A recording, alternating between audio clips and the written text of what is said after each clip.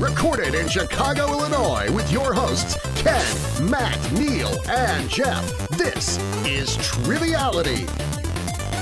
The cream of the crop!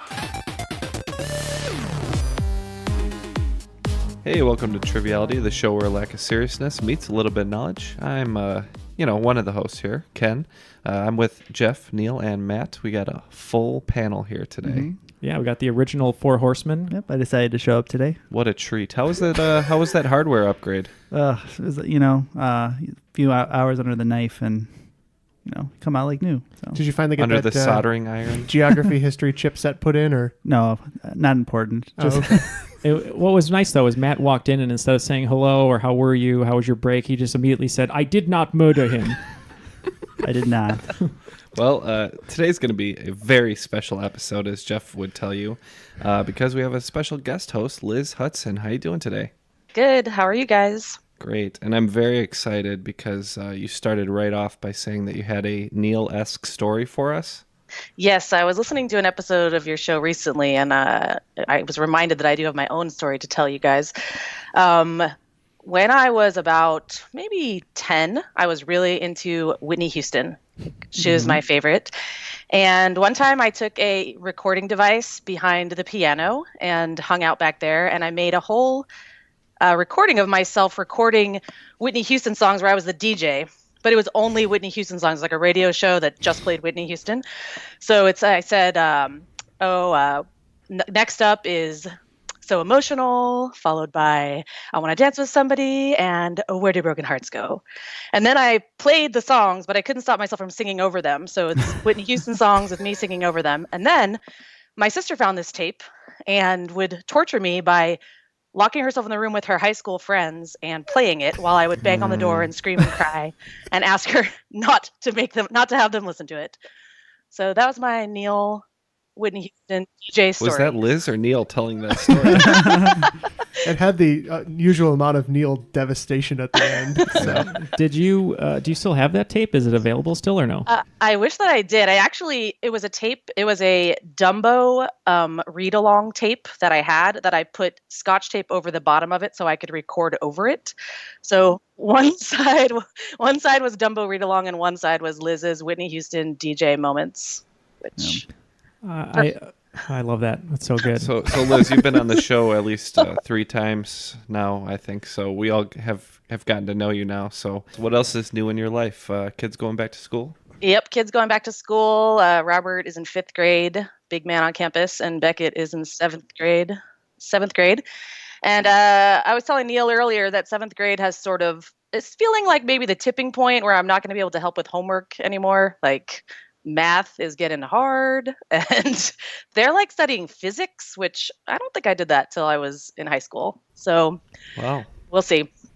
You're getting right in there. Yeah. Shout out to Zach Knott, who we see at Trivia every Monday. He was my physics teacher. Maybe the combined Triviality boys can help with some homework sometime. Yeah, we can have some tutoring sessions. Neal can help with movie class.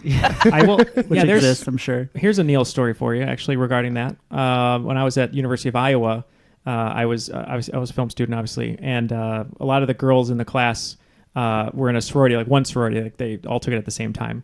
And they saw me working on a film paper in our little cafe at the dorm room. It was kind of like the Max on Saved by the Bell, but it was for the dorm, for Courier.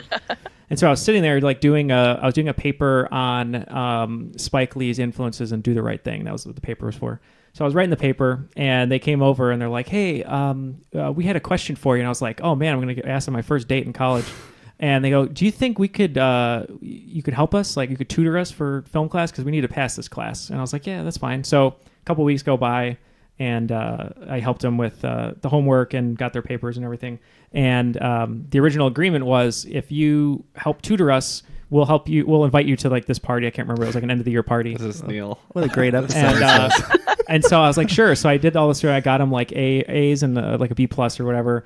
And then end of the year came. I got all dressed up, and I was like, oh man, I'm going to go to this party. And 1, didn't get the invite, and 2, walked over there just to see if it was happening, and it definitely was not happening. So, but it's okay. I mean, I got him an A, whatever. That's a great Neal story. Yeah. But in terms of not welshing on their agreement, they did not do the right thing, you would say? They did not do the right thing. Yeah. You're right. Well, in honor of back to school time, maybe during the swing round we'll have some homecoming stories for you. Ooh. But let's team up. It'll be me and Matt versus Jeff and Neal. How about in honor of the Bears-Packers game today? Oldest rivalry in sports. We'll be the Bears, and you'll be the Packers. Okay, Yeah. we're the Packers. Oh, great. we're going I to get said crushed that by out a loud. very handsome Aaron Rodgers. That's why Matt's here. He's here to fill our Go handsome Bears, duty. Go Bears. Well, Yeah, thank you, Liz. Without further ado, let's You mean toss it. Cal, though, Well, no, in your case. I meant go Bears for Aaron Rodgers, not go Bears. Let's Chicago toss it to the rules guy. The rules of the game are simple. 20 questions split into 2 rounds worth 10 points apiece. At halftime, there'll be a special swing round designed by this week's host. After regulation, players will enter the final round with the points that they've accumulated and will have a chance to wager 0 to 30 points on 5 categorized questions. At the end of the game, someone will be named the cream of the crop. I am the cream in the World Wrestling Federation, and there is no doubt about it. All right, You could stop fast forwarding now. We're about to play the game. Yeah, let's go. All right, let's go. Let's dig right in. Liz, you want to take it away? Yes. All right, round 1. This is called Great Moments in Liz-tory. In April of 1978, yours truly was born on Long Island in Rockville Center, New York. 9 years earlier, in September of 1969, Rockville Center was the site of the first U.S. installation of what innovative device? Designed by the company DocuTel, these devices are now ubiquitous across the country. That's a great question. Is that too early for that, Jeff? It's too late for that. Too late? I don't mind that original answer, Matt. We're locked in. Okay, so I wrote down computer initially, but that might be too late for that. Yeah, I'm pretty sure there were computers in use before then. Because 69 would have been the same year for Apollo 11. So NASA definitely had computers in the years before. Oh, Apollo 11. It wouldn't be a satellite, obviously. DocuTel makes me think they were sending documents over telephone somehow. Fax? I think fax was around before then, but maybe not in the... Well, if you're saying documents and telephone, that leads me to believe it would be a fax machine. Fax machine makes sense to me. Okay, you want to go with that? They're still relatively ubiquitous. Yeah. All right, we're going to go with fax machine. Yeah, fax machine makes sense. I wrote down ATM really quick because it sounded like it was roughly in the same era. DocuTel, the name kind of makes me think it wasn't, but we locked in with ATM. The correct answer is ATM. Yeah. Hey, Matt, man. good job. Nice poll, Matt. I've been studying the history of ATM, so actually that's the only one I'll get today. That's good. Wow, that's really a Specific. big coincidence. Is that on your Tinder profile? I know a lot about ATMs. And I would have never thought they were that early because the idea of a debit card, I think Wells Fargo came up with the first one, and it was only in the early 60s, so I didn't know it would be. But that makes sense, yeah. Okay, question number 2. If they could see us now, what product was derided in 1966 by competitors as, quote, sex in a box, and nearly didn't get off the ground until it was demoed by Johnny Carson and Ava Gabor on The Tonight Show as a last-ditch promotion? I feel like I've seen the clip on The Tonight Show. I think it was on the best of Johnny Carson. Yeah, I have too. I've seen the clip. I'm having trouble picturing it. Yeah. I know who those people are, so Right. that doesn't help, though. Yeah, we know step 1 is cut a hole in a box. I was going to make a sex in a box joke. Sorry. It has to be derided, so it's got to be someone who thought it was scandalous, right? Yeah, I'm assuming it's not that scandalous. Well, right. It's By- got to be something. by Especially modern on, standards. right. If it's on late night TV. I've got to lock in. Okay, we are locked in with whatever Ken thinks. Oh, yeah. I don't know. I don't know. Massage oil? I mean, who knows? A sexy pet rack. Yeah. Sex in a box. Yeah, I don't know. I don't know either. Yeah, we'll just go Boxed wine? Boxed wine. Franzia. Yeah, we're gonna go with Franzia. I don't know why. I was thinking of nylon hosiery. I don't know. The correct answer is Twister. That's right. Oh, yep. Okay, question 3. You remind me of my Jeep. The name Jeep comes from the abbreviation GP, which, as used for these vehicles in the Army, stands for what? Yeah. Okay, we're locked in. So I was thinking Jungle Patrol, something like that. Do you? Sure. Yeah, locked in. Jungle Patrol. Even though it's GP GP. Oh, I thought it was whatever. for Jeep. Jungle Yeah. Patrol. I've never driven a Jeep, but I believe it's general purpose. I believe you are correct. General purpose is correct. Nice, on the board. With a car question. Whoops. I may have peaked early. Question 4, Sweet Georgia Brown. In 2000, who was named an honorary Harlem Globetrotter in a ceremony in St. Peter's Square in front of a crowd of 50,000 people? That's where my mind went. Really? Yeah. Should I go? You want to go with that? It seems crazy enough to be true. Yeah, it does. I can't think of anything better, though, unless you want to wait and talk it out. But So the year 2000 this happened? The year 2000. Correct. all right. You guys are locked in? I won't say it. Yeah, Jeff and I are locked in with an answer that seems way too crazy, but we both thought of it, so. You thinking anything? What about Bill Clinton? I wrote down Bill Clinton, so Let's go with Bill we're locked in Clinton. with Bill Clinton. I think he may have been an honorary Globetrotter, but we said, given it in St. Peter's Square, we said Vladimir Putin. The answer is Pope John Paul II. That's right. He is definitely funky enough. Yeah, he's a I baller. forgot he was an honorary He should be like Globetrotter. an honorary football player so that he can say something like, you have a really great Hail Mary. Yeah. All right, category 5, spell this. I'll give you the definition, you give the word, and the proper spelling. The first definitions are the metal-bearing ore that fills a fissure in a rock formation. And the second definition is a rich source or supply. I've got a B version of the first definition if you think it will help you. Sure. The addendum to one is a vein of mineral ore deposited between clearly demarcated layers of rock. These are great questions, Liz. You're bringing the fire today.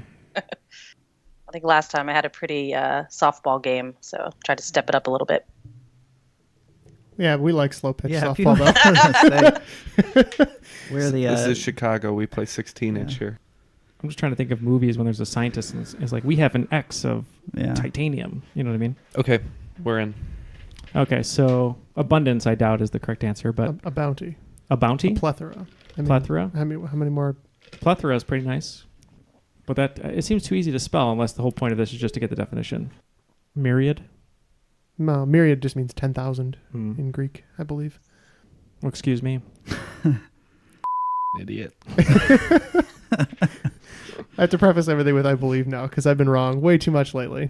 I know. Liz called you out. It was Can't great. speculate anymore. God, people love when Jeff's wrong. Actually, I just do it on purpose to get our Facebook click rate up. Oh, more engagement. Yep. I know you know Edie Brickell's married to Paul Simon. Come on. I do. That's good. Plethora? Sure. Ooh. All right, we're going with plethora. Spell it. Plethora. I Plethora. believe that's how it's spelled, yeah. Okay, we're going to go with glut. Glutt. Glut, I think it's spelled Glut, but it is not the right word anyway.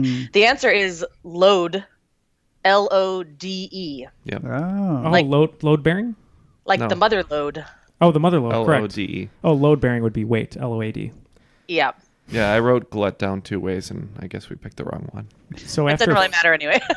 after 5, I know we only have 10 points. We also the have Bears. 10. All right, Bears and Packers, low scoring game so far. Yeah. It's okay. Low scoring game. Touchdown, Okay. field goal. Question 6, the Big Apple. Who hit an iconic game-winning 8th inning home run in the first professional baseball game played in New York following the September 11th, 2001 attacks? I'm going to lock in. Okay. I'm thinking it. I don't know if not Matt Damon, Johnny Damon was on the team, or I would assume it would be Jeter. I mean, that would be sort of the hometown hero story, right? Could be. I'm trying to think of who else was on the Yankees then. 2001. I mean, they won right around then, right? So Keith Hernandez. Jeter. I don't know if Johnny Damon. He might have been on the Red Sox at that point. I can't think of any of the other. Nick Swisher. I don't think he was on there at that point. Jeter would be the easy answer for Yeah, me. Jeter was definitely on the team at that time. A-Rod wasn't on the team yet at that point, I believe. Oh, A-Rod's a good guess too, though. That's fine. It's probably too easy, but we're gonna lock him with Jeter. My confusion here was you guys mentioned a bunch of Yankees, but it could have also been the Mets. That's true. And, I was thinking Mike Piazza, but I just watched I know that eventually this led to the Yankees in the World Series. So I just put Derek Jeter. Well, you might know that I'm a Mets fan, and the answer is Mike Piazza. Yeah, I should have stuck with Piazza. Why would 8th inning? So there was just no runs in the 9th? or- Famous catcher. Yes. It was the game-winning run. It wasn't Yeah, a yeah. game-ending home run. It just ended up being the game-winning run. Thank you for the acknowledgement, Matt. Yes, he was a catcher. Good job. But Ken. the reason I know that is because of the Bell and Sebastian song, Piazza, New York Catcher. Okay, question 7. Because we feel like it, the U.S. is one of 3 countries who have not adopted the International System of Units, or metric system, as their official system of weights and measures. Name one of the other 2. Oh God. Any thoughts behind this, Joe? There's one country that nobody's ever heard of in that, and then there's one country that people have heard of, and you're like, yeah, I understand that they would be like... I've seen this map because this, like, I don't know if you've seen like funny map projections, but there's like a world map where it's like countries that use SI units, and there's 3. The other 2 are really tiny. Oh yeah, they're really tiny. Yeah. I feel like one is like Myanmar or something weird. Mm-hmm. Not weird, but something. No, not many people ask trivia questions about. One of those wacky countries. No. Yeah. No, everything's backwards. No, they're not asking about which side of the street you drive on. Rand McNally. We're locked. We're locked. I'm drawing a blank. Are we just tapping or just name a country? We'll say Myanmar. Myanmar. I weirdly think it's that. That's not a bad guess. We're gonna go with Luxembourg. I feel like one of the countries is an African country, but we're going with Luxembourg. In Europe. One of the countries is an African country. It is not Luxembourg. It's Liberia, and the other one is Myanmar. Oh, Jeff, showing up finally. I felt like he was maybe right. I just remember the world map having, like, in Southeast Asia, a country demarcated, and I guessed it was Myanmar. I had one in like 6 shots. So good job. And we had to scrape to get that 10 points. Liberia does make sense though, because it was partially influenced by the U.S. So correct. Question 8. 3 is the magic number. 1881 was one of 2 years in which the United States had 3 different people serve as president. Name them. I'm just going to sit here and while they're thinking, in light of Liz's story about what Houston... 1881. Oh, 81. There was a talent show in 4th grade. And just hold on. I want to dance with somebody. And where do broken hearts go? Man, Jeff and Ken are really deep thinking this one here. Well, they actually have things to think about. Yeah. I thought my starting of The West Wing was going to help me, but it did not. Yeah. Yes, that was a fictional account of presidency. I could talk about Kashmir, the fictional country that we gave a proportional response to. The first episode of Misinformation is about presidents who died in office. It's a good one to kick you off. Ooh, see? I haven't gone back in the back catalog. I've been listening to their current ones coming out, but I haven't gone backwards. I should. So check out this Venn diagram. Ken actually drew a Venn diagram. It's very impressive. The answer is one of these 2 Venn diagrams. It was an election year. Someone went out, someone came in, someone got shot, someone got replaced. Mm-hmm. So it's pretty much what we had as well. Yeah. Mm-hmm. Did you want to go first, or should I? Doesn't matter to me. All right, so the order was Hayes, Garfield, Arthur, Cleveland. And the question is it Hayes, Garfield, Arthur, or Garfield, Arthur, Cleveland? And we're going to go with Garfield, Arthur, Cleveland. So did we. The answer is Hayes, Garfield, Arthur. Sigh.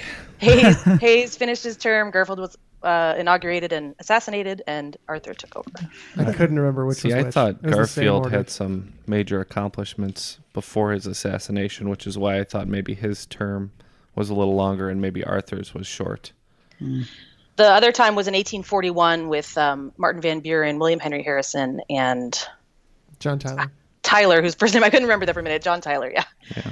Okay, number 9, geographically speaking. It sucks when you know so much about something and you still get it wrong. Number 9, geographically speaking. By distance, what country is 3rd closest to the United States? Oh. Yeah. Right, we're locked in with Russia. Yeah, we presume that the distance between the Bering Strait is a little bit less than it is between us and Cuba, so we said Russia. That is correct. Russia is the answer. Back on the board. Woohoo! And wrapping it up with number 10, we swear it's not addictive. While not the first to make heroin, scientists for this international pharmaceutical giant discovered ways to make it, and the company was a leader in the commercialization of the product in the late 1800s. Name the company which owned the trademark on the name heroin until 1919, when they lost some of their trademark rights under the Treaty of Versailles. It's a deep cut. I didn't even know people lost trademark rights during that treaty. I just learned that myself. That's fascinating. Who was involved in the Treaty of Versailles? A lot of people. The big hitters, like top 3. America. Us. Yep. France. France. UK. All right. Any UK or France companies that are well known for being pharmaceutical companies? No, I mean, I can... Oh, you know what? I could think of a German company that we might have tried to screw, like Who? Pfizer. I was going to say Pfizer. I just didn't know if they've been around that long. It's a guess. They're a huge pharmaceutical company. Yeah. And if anybody was going to get boned in a deal for the Treaty of Versailles, I want to say for the deposition that I was going to put Pfizer down. So if it's correct, I'll feel You're good gonna about be myself deposed? today. I don't know. I just watched the deposition episode of West Wing. That's what's in my head. All right, we're in with Pfizer. Yep, I picked the biggest pharmaceutical company I knew, and it sounded German, so I went with Pfizer. You guys were on the right track with German, but the answer is Bayer. Oh, Bayer. The aspirin people, right? Indeed. Yep. That's what they want you to think.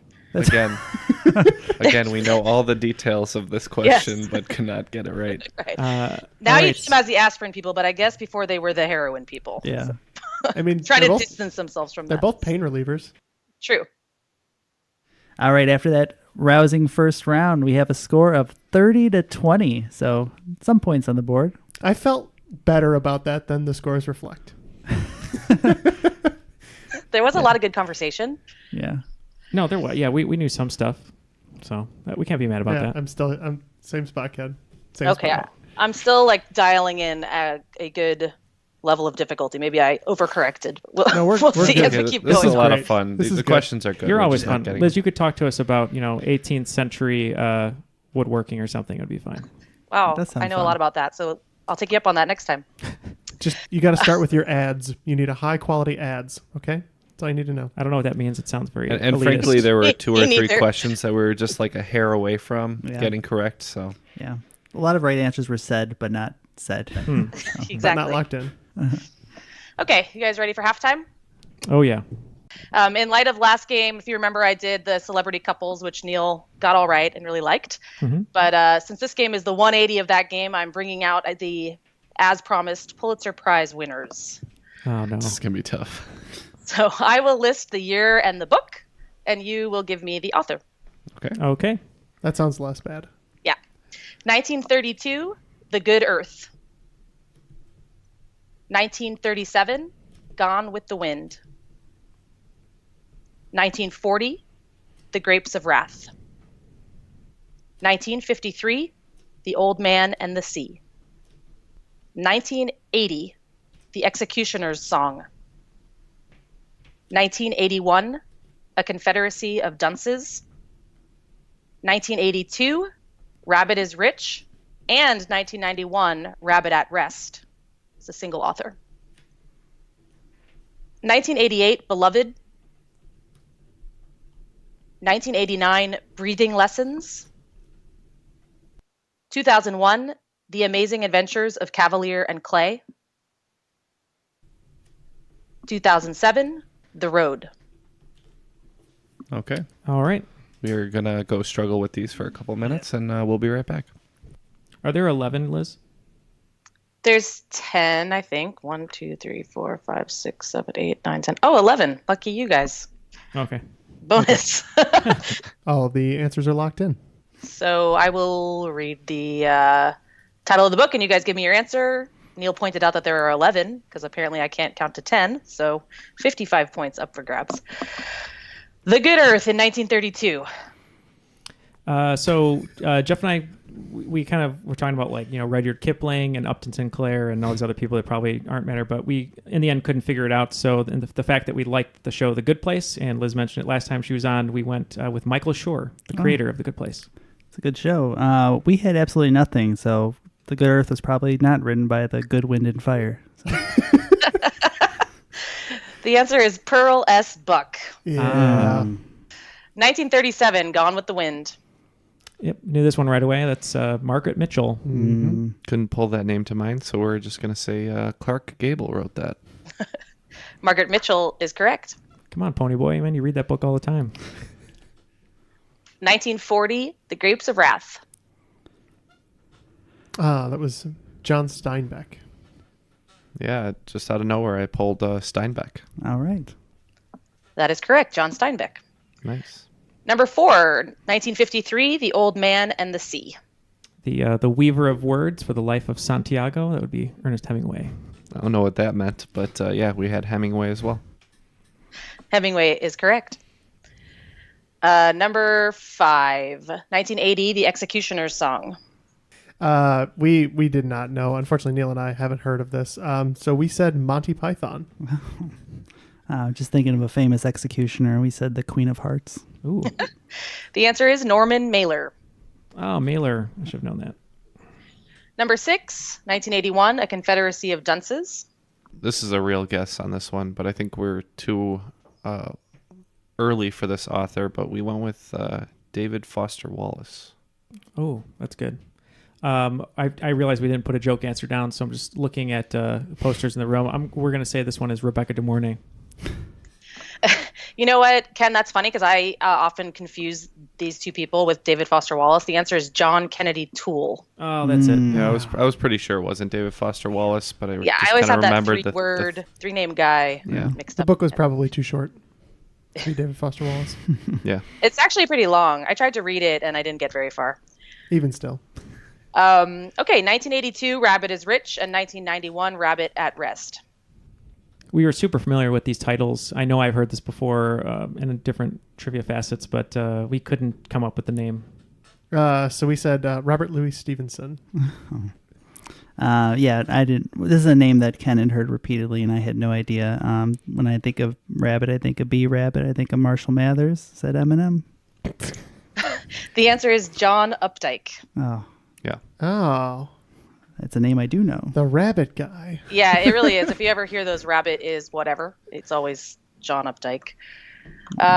Number 8, Beloved, 1988, Beloved. I pulled this one from the movie with Oprah and Danny Glover, Toni Morrison. We went with Maya Angelou. Toni Morrison is correct. Number 9, 1989, Breathing Lessons. Yeah, we had no idea on this one. So we answered with CPR, which are the initials for Charles Prince Rogers. Oh, I that's clever. had a very offensive joke for this one and a less offensive joke, and we went with the less offensive joke, which is David Blaine. He would be good at that. The answer is Ann Tyler. Oh, Ann Tyler, yep.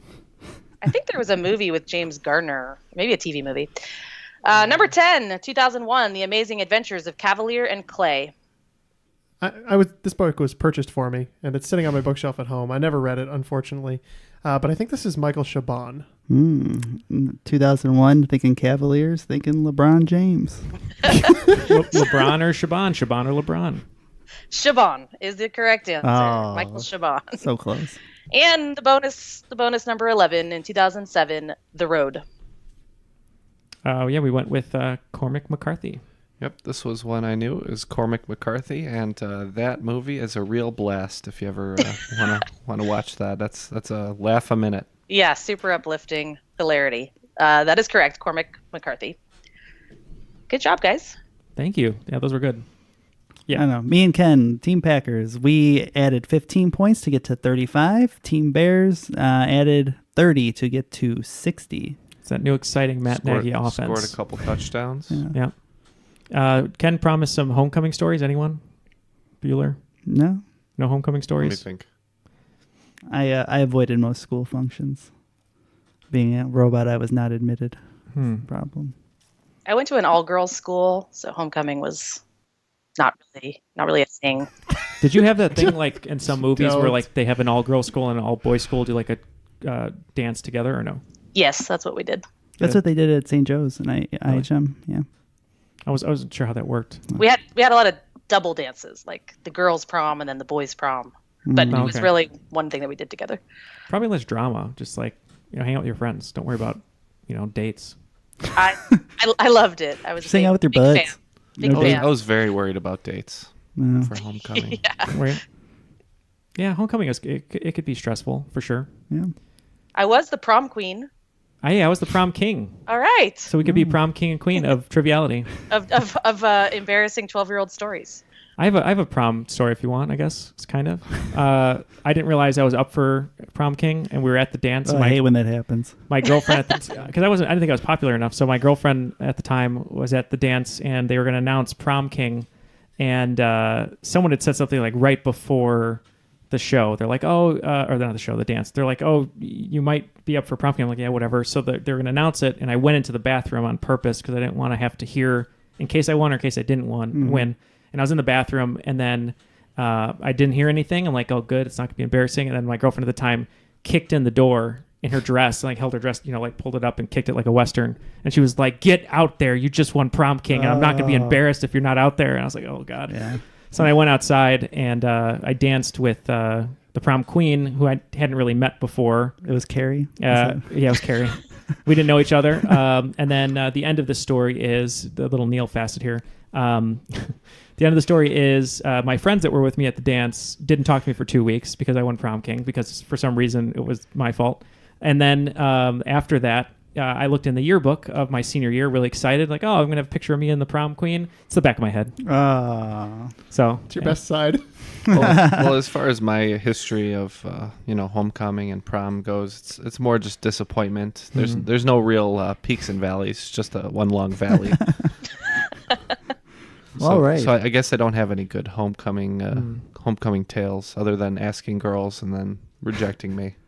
Wonderful. Well, my first homecoming, we went to Weber Grill, and they wanted to order the full chicken entree, and it was a full mini chicken. And my date was so worried about spending too much money and wasting that I had to eat the entire chicken, or she. So that's very Midwest. I ate the whole these chicken. Things happen to you, Neal? It's very Midwest. Yeah. So, yep, I ate the whole chicken. Ken, is your prom history more or less depressing than the road? About on the same level. Okay, you guys ready for round two? We are ready. America. We are ready for round two. Yeah, I would say with so. our shopping cart. Okay, round two, question one. Nature is cool. In September 2017, rangers from the Hirola Conservation Program in Kenya posted a video of 2 giraffes that skyrocketed in popularity as viewers were amazed by the unique animals. It's thought the animals have a genetic condition called leucism, which causes what distinct characteristic? Leucism is Leucism. That's probably too easy for that. That they do have that. I know they do. I just didn't know if that was interesting enough to be on Twitter. I would think so, but I would think it's the opposite. Oh. Abnormalities. I know. Well, all I could think of is that wasn't there that pregnant giraffe, and they put her on video for like a year straight or whatever it was. That's the only giraffe I could think of. So LEU, leukocyte or something, isn't there? Yeah, that's what I was thinking. They mean white? Yeah, it does. So maybe giraffes are known to have a black tongue. Maybe it had white tongue. That was what I was thinking based on my limited knowledge of Latin. Little wordplay. Yeah, it could be. Or are they white themselves? They could be albinos. Giraffes. I don't know if that's a thing. I don't know if they wouldn't just be called albinos. Albino giraffe was going to be at Ride Fest this weekend. I thought which Neal and I won tickets for, by the way, the other night. Albinism had a different scientific name. But I just thinking of that prefix or whatever you want to call it, LEU. So I don't know, white tongue, white albino. Yeah, something like that. I mean, I think the obvious thing would be like, if you're thinking about giraffes classically, short necks or short legs would be funny. But that would be funny. I don't know if that'd be kind of mean in the wild. They tend to eat from the tops of trees, but we'll say white tongue. White tongue, okay. All right, and we said regular necks. Oh my gosh, this episode is painful. The answer is white skin. Yeah. It's actually close. It's not albinoism because they have pigment in their eyes and their tongue. Right. But albinoism they would not, but they so just skin. That's okay. That was the distinction. What's the name of the Toys R Us giraffe? Jeffrey. Oh, who's out of business. So he's sad. Updating his LinkedIn. Yeah, his name is Jeffrey Giraffe. That is not true. And also, you're gonna have to redact my middle name again. This is the worst. Go ahead, Liz. Question number 2: family tree.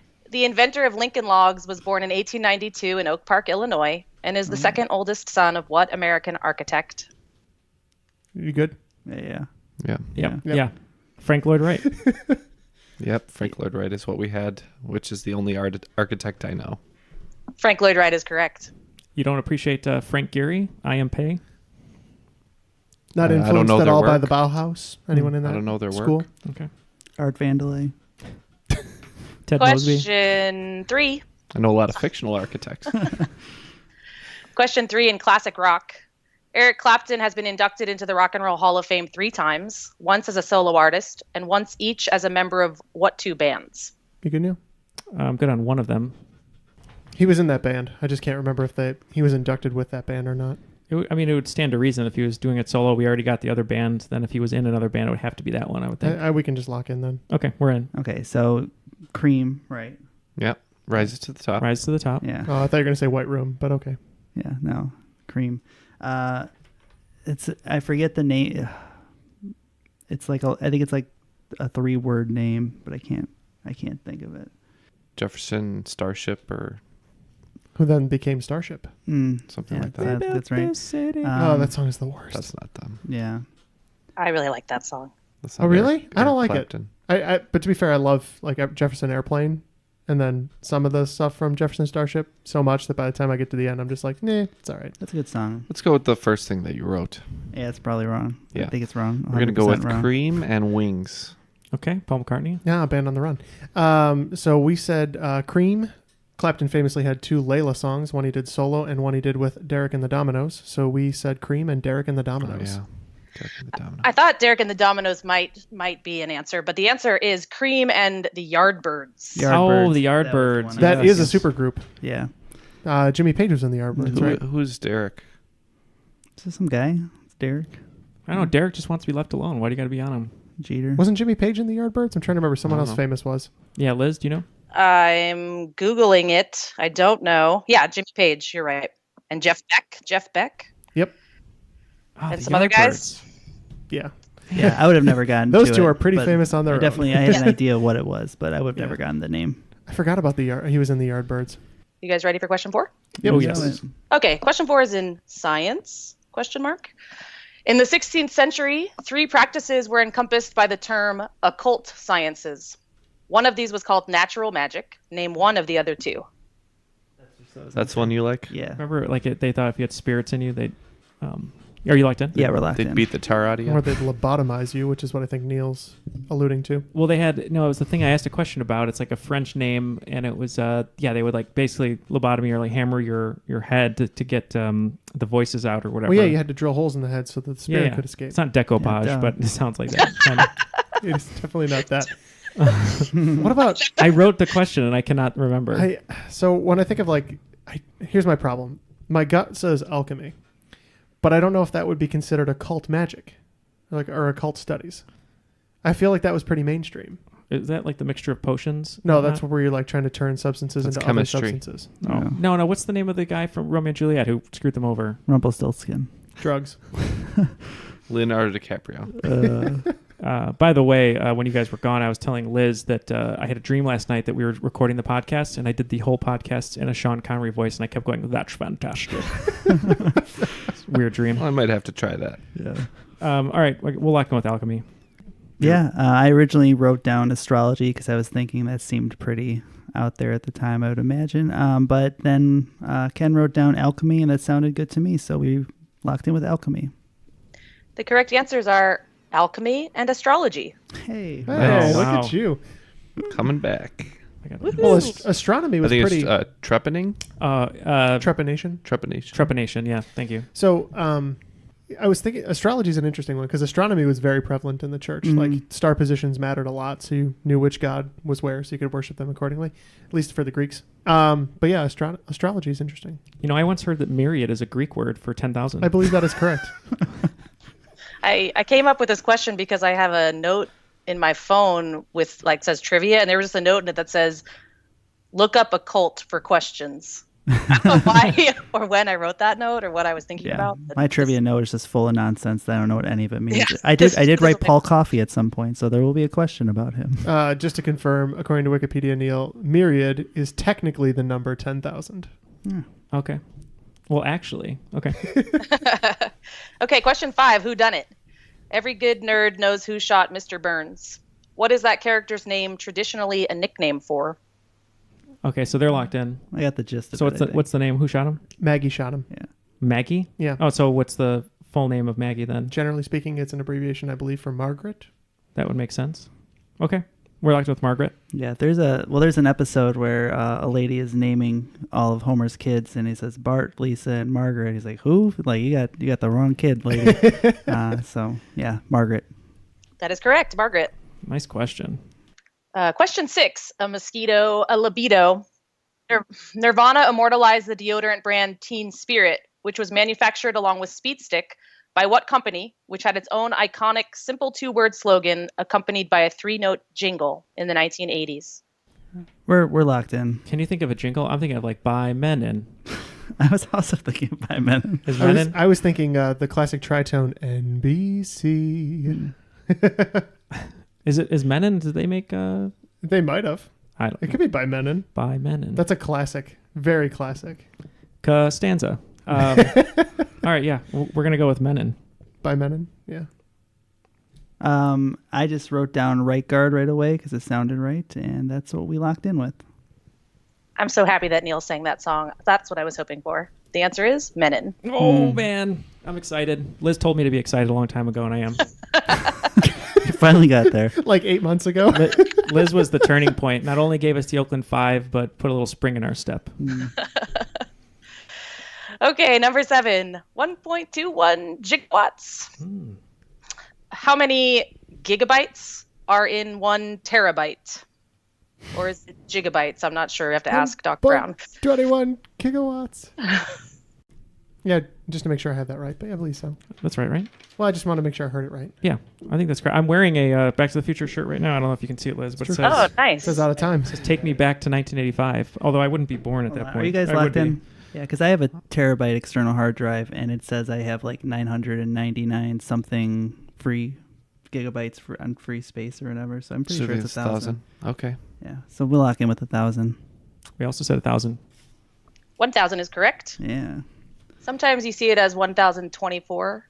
I was talking to Omar last night, and he told me a lot of things I didn't understand about how it used to be, but now it can be 1,000, something about computers. Anyway, sometimes you'll see 1,000, 1,024. Number 8, stop looking at me, swan. What is a baby swan called? I think we're in. The shampoo cleans the hair, and the conditioner God, I made Colleen watch that the other day. She had never seen it, and she's like, "Why did you watch this as a child?" It's so good. Really though. good when you're 12. Do you agree with me? I have no idea, but I'm gonna say that is correct. Okay. A baby swan. If it's right, I'll take my shirt off. I hope it's wrong. Yeah. Just a soda bird, and then take my shirt off. Do you know what a baby swan is called? Oh no.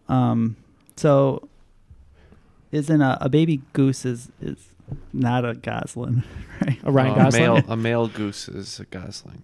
Okay. Or maybe a male swan. Yeah. Only if he doesn't talk that much and just nods. Yeah. Okay. So let's say a baby swan is called Is this one of the many pups? a swoon. No. You want to lock in with swoon? Yeah, let's go with Okay. swoon. We're locked in. Oh, I see what's going on here. I think it is Gosling. Yeah. Yeah. Your answer was Gosling? Yep. The answer is Cygnet. Oh, yeah. Oh, Cygnet. I have heard of for the record, I thought that said Gosina, so whatever. I'm a fan of John Cena. I would tell him to, go Cena. Yeah. Question 9, another president question. Good. What former president died suddenly in 1919 of a suspected pulmonary embolism while sleeping at his home in Oyster Bay, New York, at age 61? A pulmonary embolism, is that what you said? Is that also known as a blood clot? Yes. Brownie points again. Neil's all about them brownie points.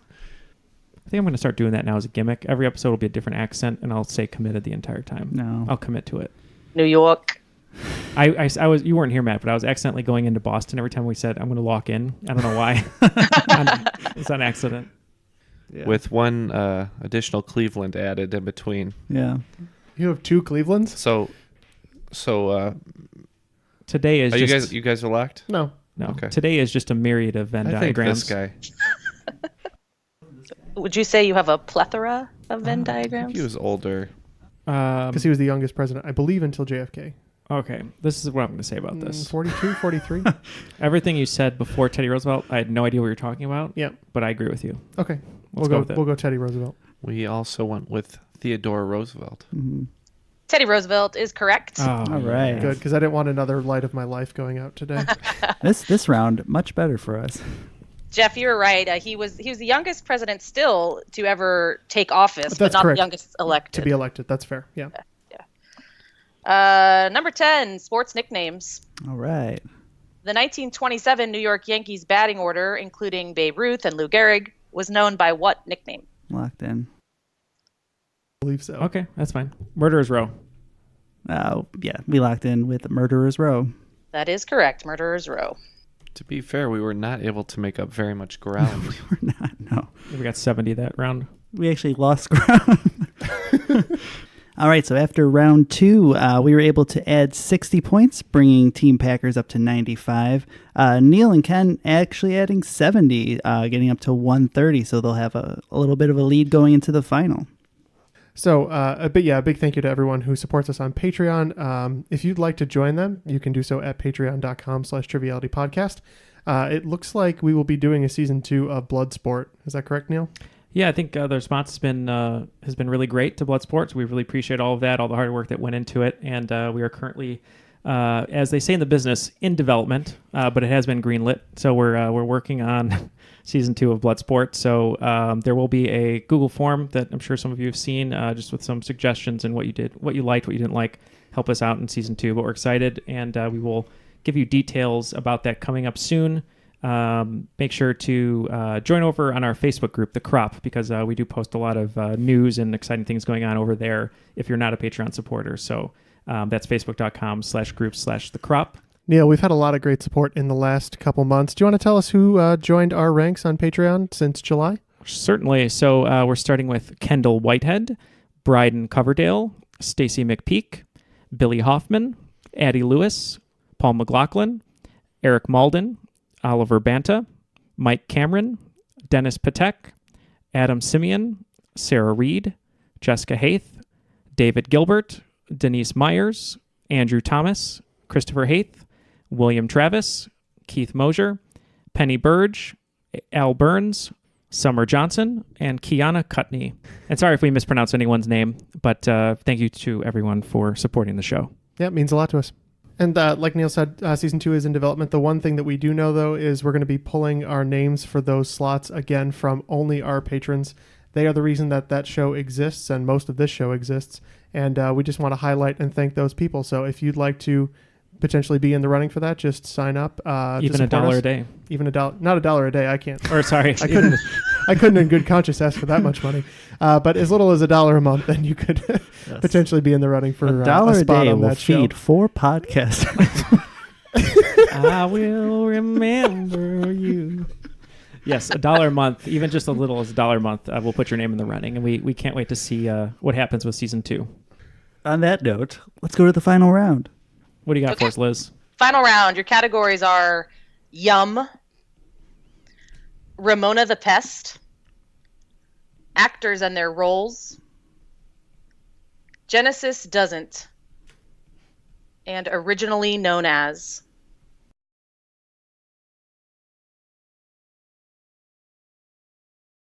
Why do you always put this on me? Because you're the money man, you're the number man. I'm the money man, but none of these are money specific questions.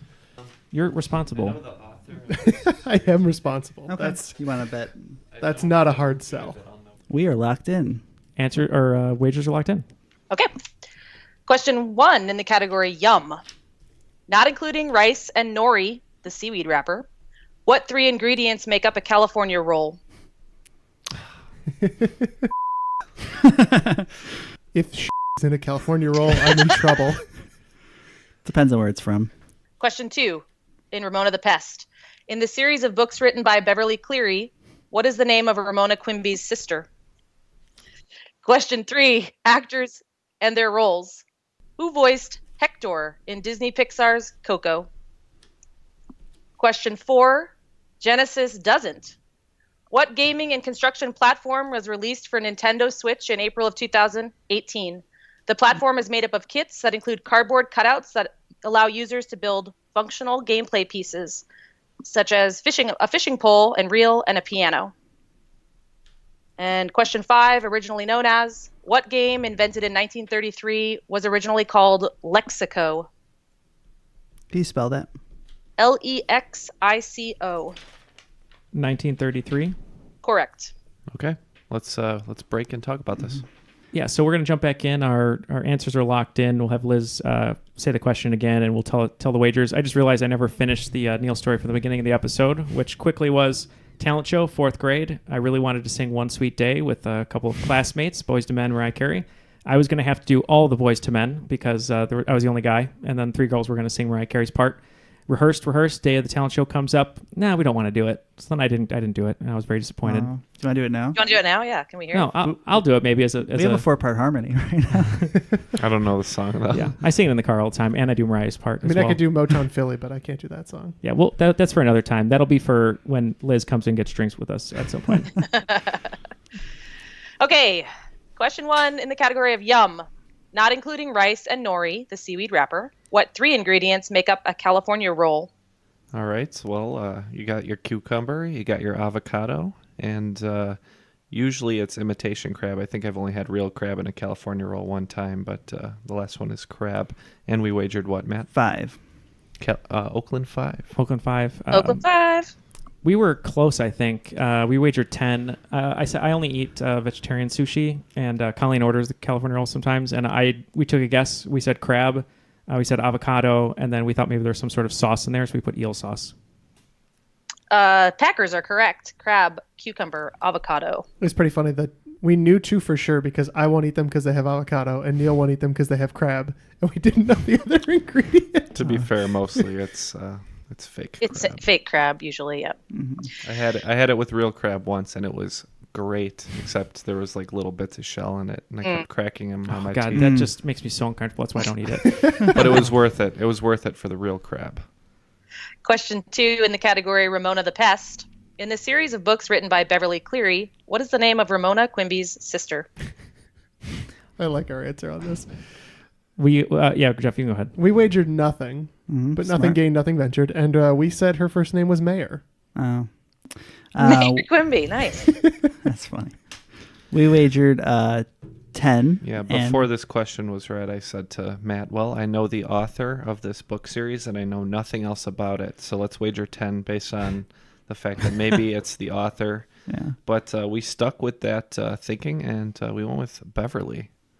Beverly is close. Her name is Beatrice, also known as Beezus. There is a book called right. Ramona and Beezus. Is that her rap name? Yeah. My favorite Bee Kanye Zizzy. album. Bee Zizzy is what she goes by, I think. Ramona was my favorite book when I was a kid. Soft spot for her. And Beverly Cleary went to Cal. So, Oh, yay. nice. Question in category 3, actors and their roles. Who voiced Hector in Disney Pixar's Coco? Well, for the life of me, I could not remember the first name of this actor, but I did remember his last name was Garcia Bernal. And we wagered 20. Thanks.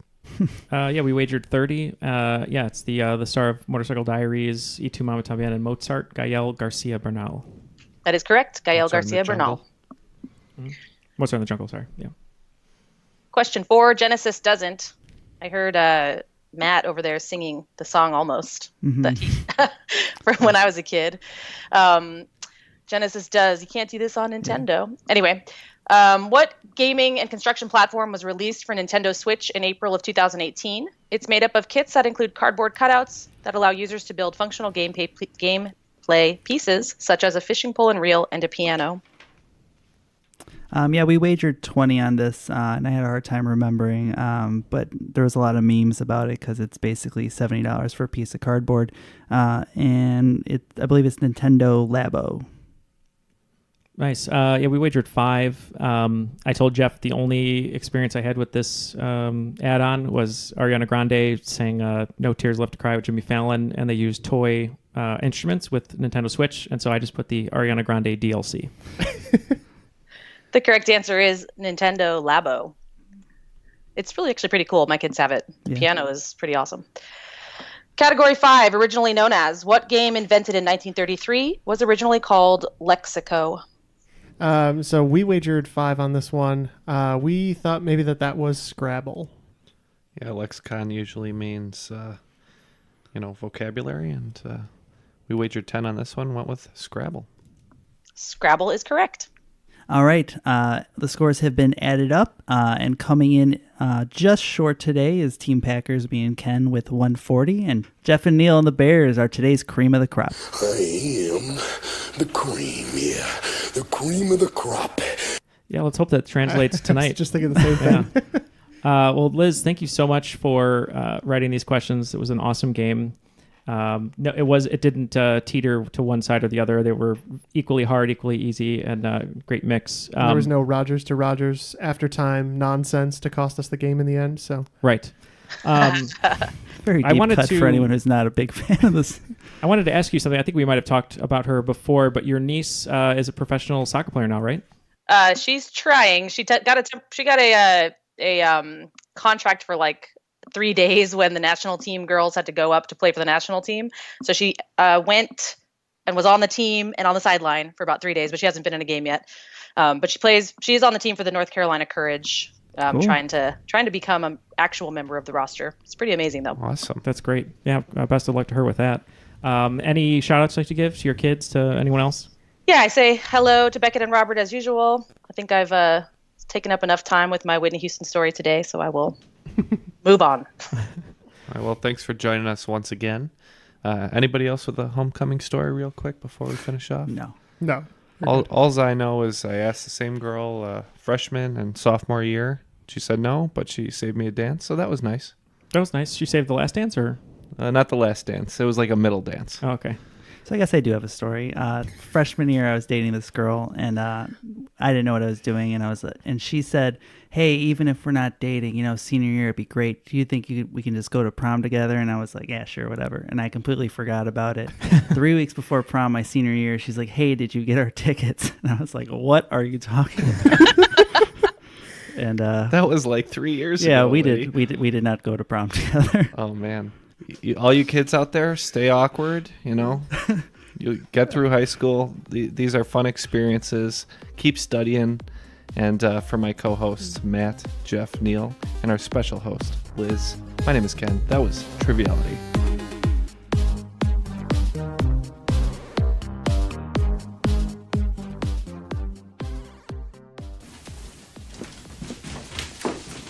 What's that?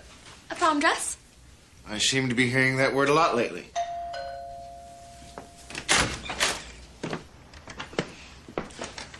Hi. Wow. I am... Wow. Bye, Daddy. Stop. Turn. Explain. Okay. Remember how you said I could date if Kat dated? Well, she found this guy who's actually kind of perfect for her, which is actually kind of perfect for me because Cameron asked me to go to the prom, and I really, really, really want to go. And since Kat won, I guess I'm allowed to, based on the aforementioned rule and its previous stipulations, of course. Nice to meet you. Let's go. I know every cop in town, bucko. This is not good.